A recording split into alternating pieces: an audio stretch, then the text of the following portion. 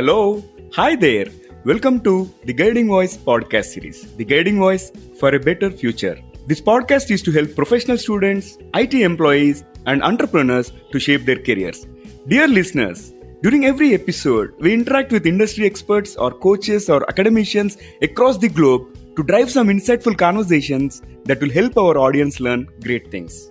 Also, we share an interesting trivia or a fun fact about the IT world or any technology towards the end. Thank you for tuning in. This is Naveen and I'm with my co-host Sudhakar. So most of us are very curious about how to work for FAANG companies. And in case if you are not aware about what FAANG stands for, it is Facebook, Apple, Amazon, Netflix and Google. And many of us aspire to get a job and look for cracking the interviews because the way interviews are organized in those companies are completely different. And today we are going to discuss how to get a job in FAANG companies. So we are pleased to welcome Nikita to our show.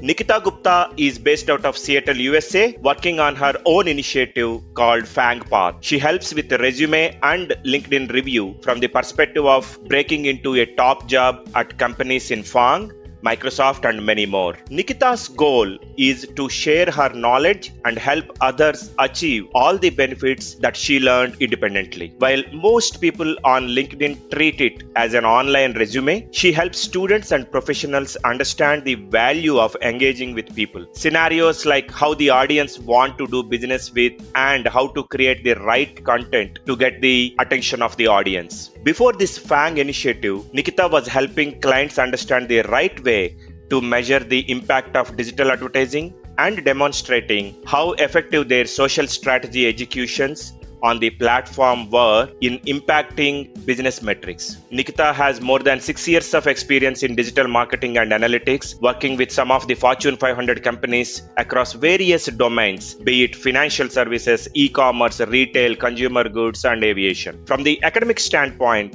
Nikita holds a master's degree from Singapore Management University and a bachelor's in computer science and engineering. Her areas of expertise includes consulting, resume coach, LinkedIn coach, customer insights, digital marketing, retail and consumer goods. Nikita, welcome to our show. Hi Sudhakar, hi Naveen. Thanks a lot for giving that warm welcome and warm introduction. And I'm very happy to be here and to kind of share about my organization FAANG Path, my startup, my initiative, and definitely would like to share more about the topic what we have today, how to get into FAANG companies. Sure, let's dive in then. So Nikita, why did you pick FAANG Path as a topic or opportunity in your career? Yeah, so basically the reason why I started this FAANG Path is because when I moved from Singapore to US last year in May in COVID time, I myself was one of the job seekers because I left my previous job in Singapore and I moved here and I was waiting for a couple of months for my work permit in US. And while I was waiting, I was very actively connecting with a lot of different hiring managers and looking out for the right opportunities on LinkedIn. And while I was doing it, I kind of noticed that every day at least 15 to 20 people, candidates were posting that with the hashtag called open to work and they were changing their photographs with the open to work and they were posting and saying that we got laid off. It's been like 6 months. We are not getting any interview calls. It's been 3 months. We graduated. We are not getting any interview calls. So I had this whole discussion and with my co-founder, Chanchal Kohli, she is currently working as an HR in Amazon. And we discussed and we both had the same discussion and the same thoughts because she's an HR in Amazon and Amazon has been one of those top companies which has been very actively hiring even in COVID time. So on day-to-day basis, she used to get like at least 30 to 40 requests from people asking her to refer them in Amazon, even though she held like a lot of them, then also they were not able to get interview calls. So that discussion lead us to this final like whole company formation of FAANG Path, where we decided that we bring in the mentors who are working in the FAANG companies in all the FAANG organizations, and these mentors will guide the candidates in the right path. They will tell the candidates that what's missing in your resume, what's missing in your LinkedIn, and why you are not getting your calls. So this is where the difference comes in. And initially it was started as as like a free initiative. We started as more of an NGO because we wanted to help out people and we don't wanted to kind of ask for anything in return. But after like couple of weeks, we realized that we were putting hard work, we were working day and night, and mentors were doing that. But like the candidates were not serious, they were not taking our input seriously. And like because the experts were coming from the industries, so we thought that to make the whole process very serious, we need to put in some money. Because if you are like paying even $10, $20 and you are kind of investing, that whole process becomes very serious for you. And that's where the change happened. And slowly we started getting more and more candidates, and we started getting like it became famous because we did a lot of collaborations with universities globally in US, Singapore, Canada and India, and that made us reach out to more and more candidates. And we did a very big webinar for Grace Hopper conference. It's basically one of the largest career fair conference which happens in US every year, especially for girls. So we did that, and from there we got like more than 150 leads conversions, and those girls came to us and they took us resume review services. And many of them, like I think 80% of them, have already successfully gotten multiple interview calls after our services. That actually boosted us. That made us realize that the importance of our organization, what we have built. And now we are expanding and trying to kind of reach to that level that not only like the people in US can take our services, but globally people can take our services and get the best out of it. Wow, that's a journey in 8-9 months. And I think it is human psyche to have less appreciation for something that is free. Yeah, true. So Nikita, then why FAANG? How are the job interviews for these companies different from rest of the companies in the industry? Yeah, so everyone knows that this whole acronym came in because these are don't know why they use Netflix in the FAANG. Maybe it suited the acronym or it suited the word they were forming. But everyone knows that these companies are the top tier companies in the tech field, and everyone has the dream to kind of work in Facebook, Google, Amazon, and everyone like target that, okay, we have to reach one day into these companies. So our goal was that if you are getting shortlisted, if you're getting an interview call from any of these FAANG companies, if your resume is reaching to their recruiters, to their hiring manager, your profile is good enough to get shortlisted in any other company. So we have that ability. We are saying that we have that power that we can make your profile and a resume to that level that if you get shortlisted in these companies, then you're good to go and apply anywhere, and definitely you will get calls back. Because these companies' selection criteria, whether it's resume process, whether it's like HR call, whether it's hiring manager interviews, or even like your final round, the whole process is very systematic. Each step is very defined, and they have proper person assigned to each of these each of the process. So you need to make sure, first of all, you know the whole hiring process. You need to crack all the rounds, and even before you get an interview call, you need to make sure that when you apply online or even you are going through a referral, you have all those things required, which is mentioned in the job description. If you don't have it, obviously the chances of even having an interview call or meeting a hiring manager won't be there. So that's where this whole FAANG path originated. And that's why we use the word FAANG to kind of make sure that people are aware that, okay, if your resume is good enough for these companies, it's good and you can go ahead and apply for any company. That's awesome. So, Nikita, how is the job market in the US? How to land in a job during this COVID time? Yeah, so I mean, as I mentioned that when I moved last year in May, I myself was looking for a job opportunity and myself was a job seeker. And I mean, if I say that it's easy, I will be like kind of lying to you or to the audience who is listening to me today. So I would like to say that it's not easy. And for me also, it has not been easy. I have applied, I have got multiple rejections. I have gone through that whole process of revising my resume multiple times, sitting on my profile multiple times, revising my profile multiple times, and also kind of applying, thinking that, okay, this is where this profile will suit. And then the thing is like the only and the major difference from me from the day one was that I was was getting interview calls, whereas I had met so many people in last 6-7 months of my FAANG Path journey that they are not even getting an interview call. The major difference is that if I'm getting an interview call, but if I'm not able to crack it, that altogether a different story. But if you're not even getting an interview call, if you're not even that position of like preparing for an interview, there's something really wrong at the first place in your profile, in your resume, or even in your LinkedIn, because so many people, like a hiring manager or a HR from Amazon, approach me directly through LinkedIn.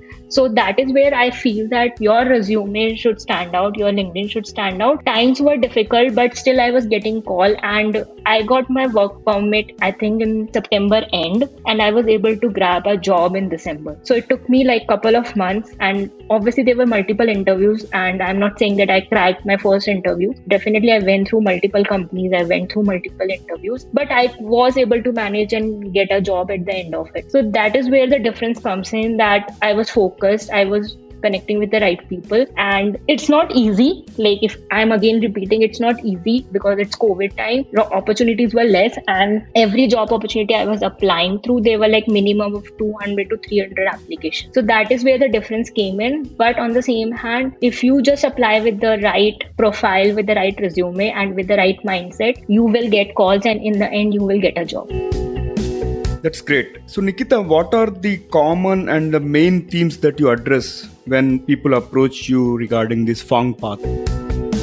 So we have different services or different things which we cater. We have resume review. That is the first thing which we focus, as I'm again and again repeating. But definitely we have LinkedIn makeover, which we started, and we are helping to completely reform your LinkedIn from the scratch, starting from your profile photo to your cover photo and everything else behind that in your profile. And then we do have one-to-one mentorship, where we directly connect the candidates with the mentors who are working in the FAANG companies. These candidates can sit with the mentors, chat with them, and sometimes people have interview calls in hand and they want to prepare for the interviews. Like, they want to go through mock interviews and they want to talk to the mentor that what is the process for an product manager interview, or what is the process for a data analyst interview. So that is where we make those arrangements and we do those calls basically with the mentors. So that is called one-to-one mentorship. And then on top of it, we do resume writing also. And the second thing is we just give the resume review. So there's a difference in those two packages or those two services, where we kind of differentiate and we say, if someone don't, like for example, a student don't have too much of paying capability, so they can like take the basic package and we will give you the review and you can make the changes. But if someone is like more than 10 years of experience, 15 years of experience, even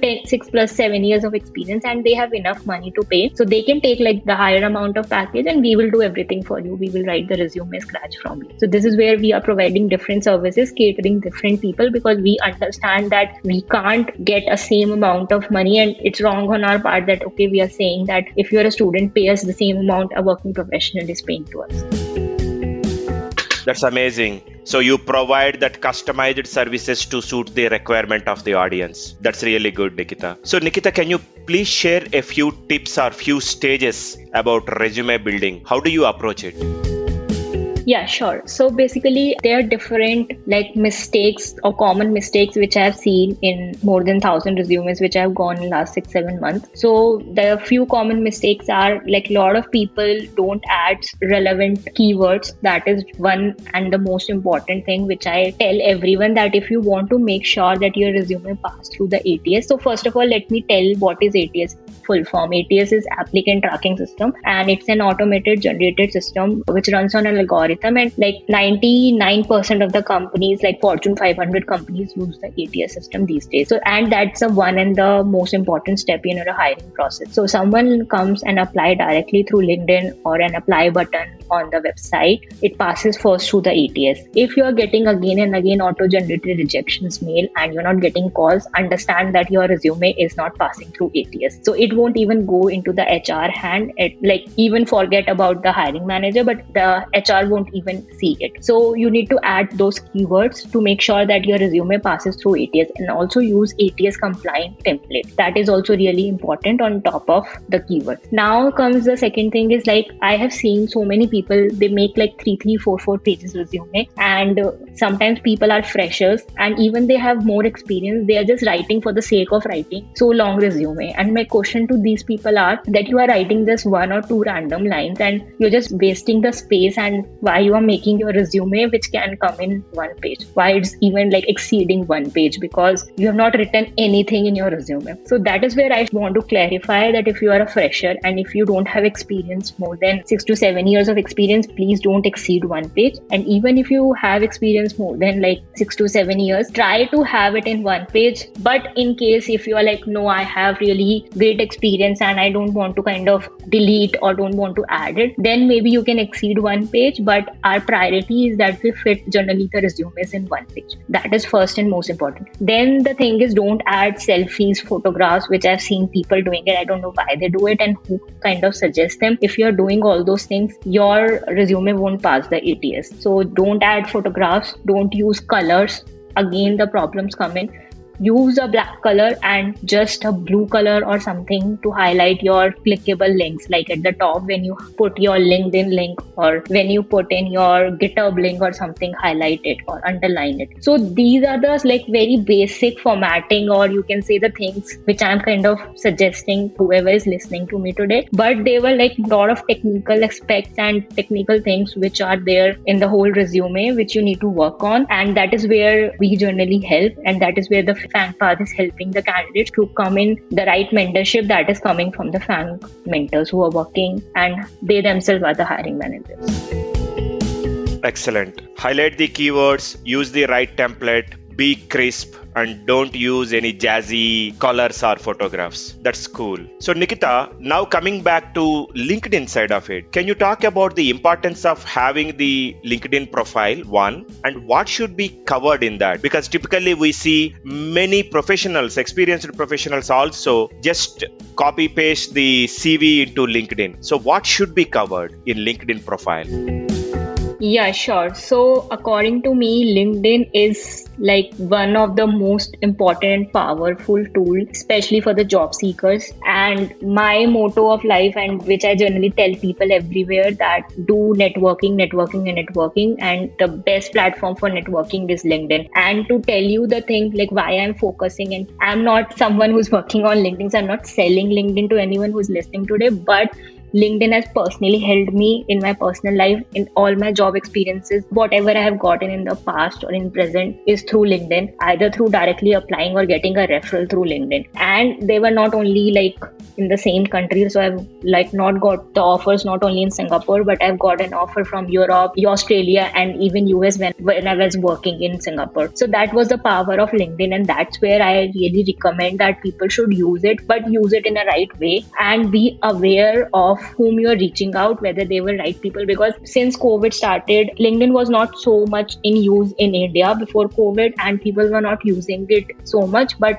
recently, because everything got virtual, so people started using it a lot, and which is a good thing. I'm not saying it's a bad thing, but so many fake people and so many people are there who are kind of using in a bad way or just not using LinkedIn in a positive way. So beware of them. Don't get in fallout of them in a form of a desperation of finding a job or something. Just make sure that you do a lot of research. You're reaching out to the right people, and if you're reaching out to an hiring manager or recruiter or someone in any of these FAANG companies, make sure you write your message, whatever you're sending, in the right way. Don't send them 10 messages in a day, because I've seen people doing that. They become so desperate that they just send every day a single message, and that message also does not make sense. So don't make those mistakes. That will just show your desperation, and that will make the hiring manager or recruiter to go away from your profile, and they won't even consider your profile. So don't do those mistakes. Use LinkedIn in a wise way.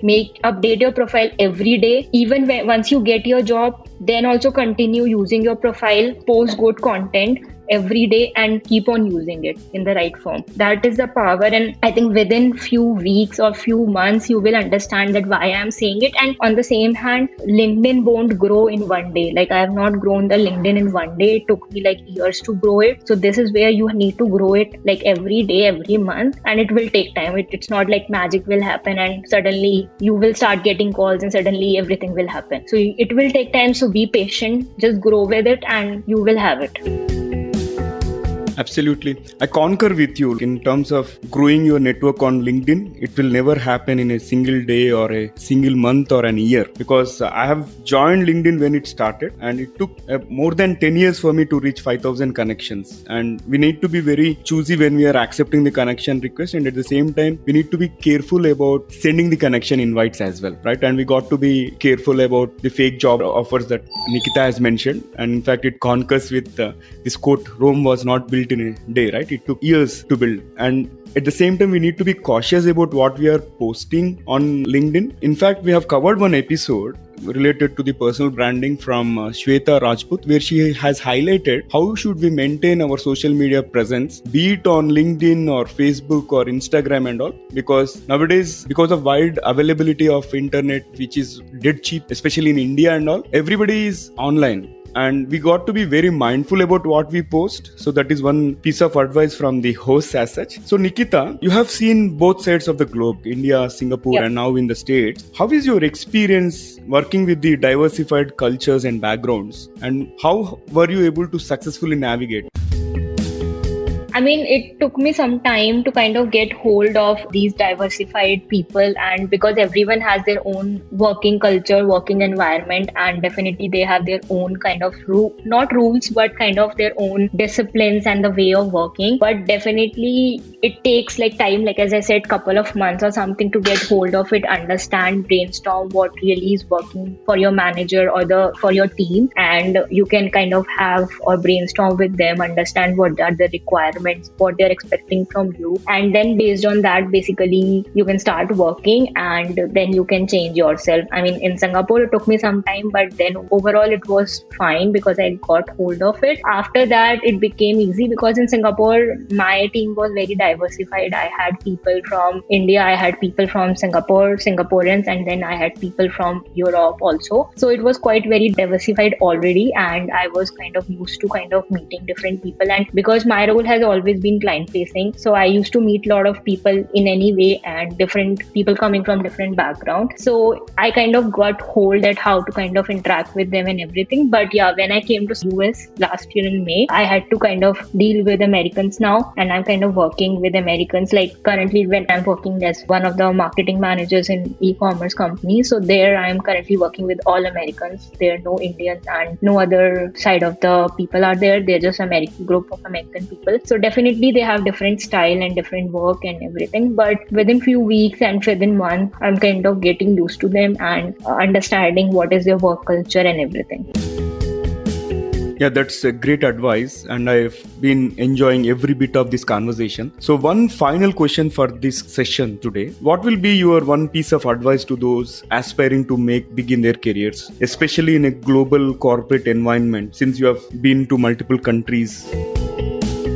Yeah, so my only advice and thing is just follow your passion, work hard and be patient. That is really, really helpful and worked for me, because if you lose your patience and you stopped working hard thinking that things are not working for me, again, I'm saying that magic won't happen in a day. That if you think, okay, I've applied for 10 jobs within this week and I have not got a single interview call, now I'm not applying and that's it for me. I mean, obviously, things will end there only. You won't get a call for sure. But if you keep on doing and keep on connecting with the right people and keep on applying, making changes, reach out to the right people. I'm not saying go for paid services, I'm not saying come for FAANG Path services, but I'm just saying reach out to the right and relevant people who can give you the right guidance, because there are so many random people out there these days, everywhere. I'm not saying only on LinkedIn, but everywhere, who are just giving the random advices and they don't themselves, sometimes I feel feel that they don't know, themselves don't know what they're talking about. So just be aware that what advice you are taking in, what you're incorporating in your profile or anywhere, even in your life, and it benefiting to you. If it's doing, then good, great, go for it. But if it's not, just take the right and relevant advice and keep on working hard. And if you're not getting job today, definitely you will get it tomorrow and you will succeed. But you need to keep on doing your work, because obviously you will get what you want to achieve. Just that maybe it takes some less time for some people, it takes more time for some people. It's just that the time gap or time difference is there, but everyone gets there. They reached what is their level of, or where they had to reach, they will reach one day, but you need to keep on doing it. Amazing. Avoid randomness and always be right and relevant. Thank you, Nikita. It was an amazing conversation. Thank you so much for joining us today. It was indeed great to talk to you about how to approach this FAANG journey. Really appreciate you taking time for us. Thank you, Naveen and Sudhakar, for having me, and it was great talking to you. And definitely, whoever wants to connect with me, please connect me over LinkedIn or Instagram or wherever you can find me. I'm more than happy and to guide you in whatever way I can. All right. So thanks again, Nikita. Thanks for offering help to our audience as well. And folks, we will have the Instagram handle and the LinkedIn profile link in the show notes, so you can use that. Alright, so it brings us to the trivia segment of today's episode, and today's trivia is about motherboard. Motherboard is one of the most important components in any computer, right? But do you know if motherboard is a peripheral? That's a question to all of you. Maybe you start thinking. But as a ritual, let me reveal the answer. Motherboard in a computer is not a peripheral, because a peripheral is a device that attaches to a computer. However, the motherboard is within the computer and it controls its ability to receive and process electronic signals. Interesting, isn't it? Thank you for listening. There is more in store, folks. Stay tuned. Have a wonderful time. Take care. Be safe. Until next time. Bye-bye. And we are signing off.